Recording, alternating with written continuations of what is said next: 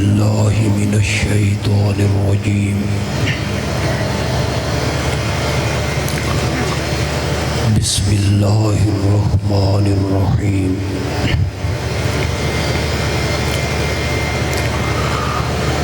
ان اللہ وملائکتہ یصلون علی النبی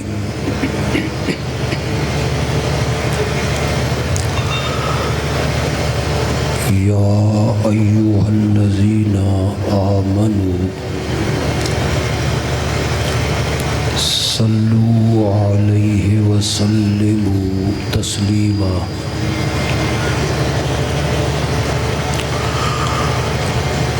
اللہم صل علی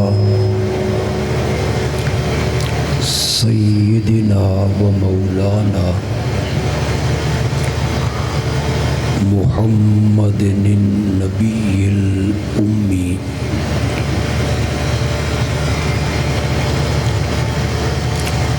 وعلى آلہ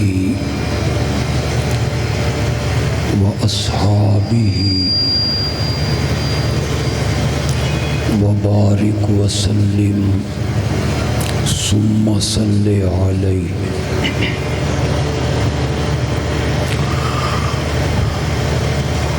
اتنی خوبصورت فقید المثال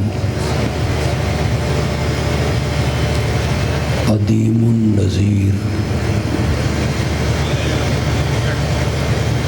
اور اتنی حسین کانفرنس کے انعقاد پر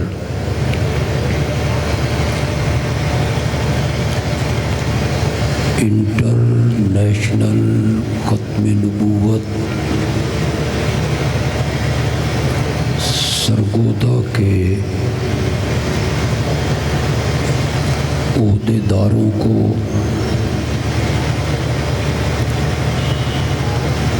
اس جماعت سے وابستہ علماء کو اور مخلص اراکین کو مبارکباد بھی پیش کرتا ہوں اور خراج تحسین بھی۔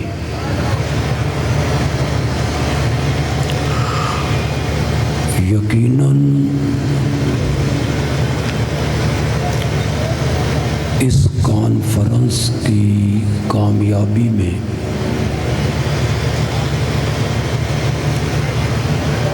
بہت بڑا حصہ ہمارے بھائی سفیر امن مولانا قاری احمد علی صاحب ندیم کا ہے۔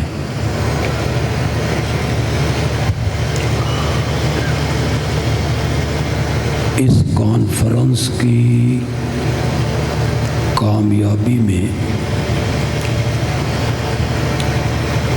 حضرت قاری صاحب کے ممد و معاون، ان کے بازو، اس مسجد کے خطیب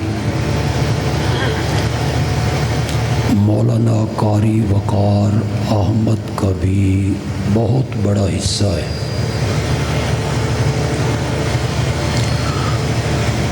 اللہ ان کی محنت کو، ان کی سعی کو، کوشش کو شرف قبولیت عطا فرمائے۔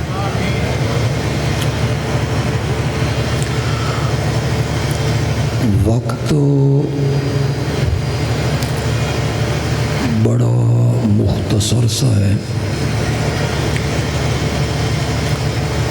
20 سے 25 منٹ تک میں نے آپ سے بات کرنی، اور کانفرنس کے 2 عنوان ہیں۔ عنوان ہے تحفظ ختم نبوت، اور ایک عنوان ہے عظمت صحابہ۔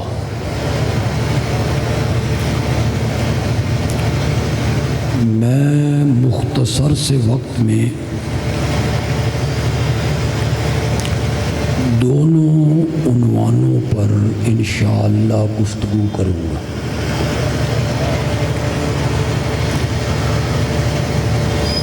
آج تک آپ نے یہ سنا کہ ختم نبوت کا مفہوم یہ ہے کہ امام الانبیاء حضرت محمد مصطفیٰ صلی اللہ علیہ وسلم کے بعد کسی کو نبوت نہیں ملنی۔ حضرت عیسیٰ نے آنا ہے تو انہیں نبوت پہلے مل چکی ہے۔ ختم نبوت کا مفہوم ہمیں یہ بتایا گیا کہ آمنہ کے لال کے بعد کسی کو نبوت عطا نہیں ہونی۔ میرے آقا آخری نبی بن کے آئے، لیکن یہ ختم نبوت کا بڑا محدود مفہوم ہے۔ میں عرض کروں گا، علماء سے سٹیج بھرا ہوا ہے، آپ میں بھی بڑے بڑے علماء موجود ہوں گے۔ ختم نبوت کا صرف مفہوم یہ نہیں ہے کہ آپ کے بعد کسی کو نبوت نہیں ملنی، بلکہ ختم نبوت کا ایک مفہوم یہ بھی ہے کہ جو نبوت کے اوصاف ہیں وہ بھی آمنہ کے لال پر ختم ہو گئے ہیں۔ آپ نے فی الحال میرے اس اشارے کو سمجھا نہیں، میں ذرا وضاحت کروں گا تو پھر سمجھ آئے گی۔ صرف یہ نہیں کہ آپ کے بعد کسی نبی نے نہیں آنا، بلکہ نبوت کے جو اوصاف ہیں، نبوت کی جو صفات ہیں، وہ بھی اب قیامت تک کسی میں موجود نہیں ہوں گی۔ ان میں صرف ایک وصف کا میں تذکرہ کروں گا، صرف ایک وصف کا جو صرف نبوت کی ہے، اور وہ وصف یہ ہے کہ اللہ کا نبی ماں کی گود سے لے کر قبر میں جانے تک چھوٹے بڑے گناہوں سے پاک اور معصوم ہوتا ہے۔ یہ صفت کس کی ہے؟ بولو تو صحیح ذرا بولو، یہ صفت کس کی ہے؟ نبوت کی۔ نبوت کی چھوٹے بڑے گناہوں سے پاک ہونا، یہ صفت صرف نبوت کی ہے۔ کوئی عالم، کوئی ولی اللہ، کوئی مفسر، کوئی محدث، کوئی فقیہ، کوئی شب زندہ دار، کوئی تہجد گزار، کوئی تابعی، کوئی صحابی، بندے عالوی نے بڑی بات کر دی، کوئی صحابی وہ گناہوں سے معصوم نہیں ہے۔ گناہوں سے معصوم ہونا یہ صفت ہے نبوت کی۔ اب میں تھوڑا سا مجمع کا امتحان لینا چاہتا ہوں، علماء میرے اشارے کو سمجھ پائیں گے، لیکن جہاں جا کے ضرب لگنی ہے نا، وہ بڑی ڈاڈھی ضرب لگنی ہے۔ آپ کو سمجھ آئے یا نہ آئے، جن کو آنی ہے انہیں سمجھ آ جانی ہے۔ بندیالوی کہتا ہے ماں کی گود سے لے کر قبر میں جانے تک چھوٹے بڑے گناہوں سے پاک اور معصوم ہونا یہ صفت امامت کی نہیں، نبوت کی ہے۔ معصوم صرف نبی ہوتے ہیں، ان سے کوئی گناہ سرزاد نہیں ہوتا، اور وہ بھی صرف اس لیے کہ ان کی تربیت اللہ اپنی نگرانی میں کرتا ہے، اپنی نگرانی میں تربیت کرتا ہے۔ ساری کائنات کے لوگوں کو اللہ خطاب کر کے کہتے ہیں تم نے گناہوں کے قریب نہیں جانا۔ مولانا گناہاں دے نیڑے نہیں جانا، پیر صاحب گناہاں دے نزدیک نہیں جانا۔ ہر ایک کو خطاب ہوتا ہے تساں گناہاں دے نیڑے نہیں جانا۔ اور جب باری آئی نبی کی تو یہاں رنگ بدل گیا، یہاں یہ نہیں کہا جا رہا او میرے نبیوں تم نے گناہوں کے قریب نہیں جانا، نہیں کہا گیا، یہاں انداز بدل کے کہا گیا اوے گناہوں تساں کن کھول کے سنو، تساں میرے نبیاں دے نیڑے نہیں جانا، تساں میرے نبیاں دے نیڑے نہیں جانا۔ علماء بیٹھے ہیں کذالک لنصرف عنہ السوء والفحشاء، کیا معنی ہے؟ ہم نے یوسف کو ہٹایا، ہم نے بے حیائی کے کاموں سے، برے کاموں سے یوسف کو ہٹایا، نہیں ہے یہ معنی۔ علماء سے پوچھئے اس کا معنی، کذالک لنصرف عنہ السوء والفحشاء، قرآن کہتا ہے یوسف اتھائیں کھلوتا رہا اساں گناہوں نو پرا ہٹا چھے، ہم نے گناہوں کو کہا پرے ہٹ جاؤ، میرے یوسف کے قریب نہیں آ۔ تو یہ معصوم ہونا یہ صفت کس کی ہے؟ نبوت کی، نبوت کی، بولو زور سے بولو، کس کی صفت ہے؟ نبوت کی صفت ہے۔ نبی کے سوا کوئی معصوم نہیں۔ ہم صحابہ کو گناہوں سے معصوم نہیں مانتے، اہل سنت کا یہی مسلک ہے، یہ سارے علماء اس پر گواہی دیں گے۔ دیوبندی، بریلوی، اہل حدیث، ہم صحابہ کو گناہوں سے معصوم نہیں مانتے ہیں، وہ انسان ہیں، ان سے گناہوں کا صدور ممکن ہے۔ میں نے بڑے تول کے لفظ بولے، میں نے کیا کہا ہے؟ وہ گناہ کرتے رہتے ہیں؟ نہیں کہا میں نے کیا کہا؟ صحابہ سے گناہوں کا صدور ممکن ہے، نبی سے ممکن نہیں، بس یہ فرق ہے۔ نبی سے گناہوں کا صدور ممکن نہیں، صحابہ سے ممکن ہے کسی مرحلے پر گناہ ہو جائے، کسی مرحلے پہ خطا ہو جائے۔ ہم صحابہ کو گناہوں سے معصوم نہیں مانتے، لیکن اللہ نے قرآن میں اعلان کیا ہے میرے پیارے پیغمبر یہ جو تیرے یار ہیں نا یہ انسان ہیں، ان سے گناہ بھی ہو سکتی ہیں، غلطیاں بھی ہو سکتی ہیں، لیکن ہوئے جو تیرے یار، اس لیے میں قرآن میں اعلان کرتا ہوں لہم مغفرۃ ورزق کریم، یہ گناہ بعد میں کرتے رہیں گے، میں نے معافی کا اعلان پہلے کر دیا ہے۔ صحابہ کو اللہ نے معاف کر دیا، وہ مغفور ہیں، لیکن وہ معصوم نہیں ہیں۔ بدر میں جو 313 آئے تھے ان کے متعلق میرے آقا نے کیا فرمایا تھا؟ بخاری کی حدیث ہے ان اللہ قد اطلع अला अहले बदरिन, अल्लाह ने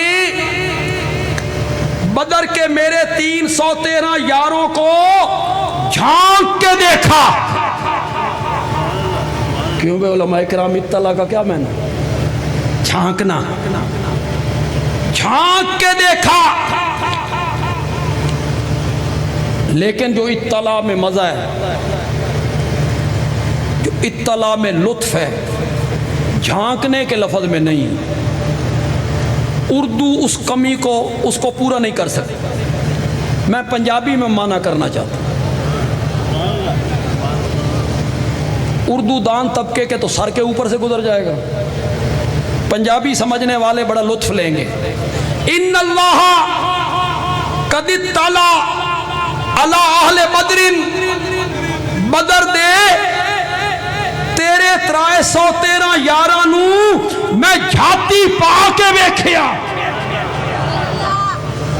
मैंने झांक के देखा, झाती पा के वेखिया।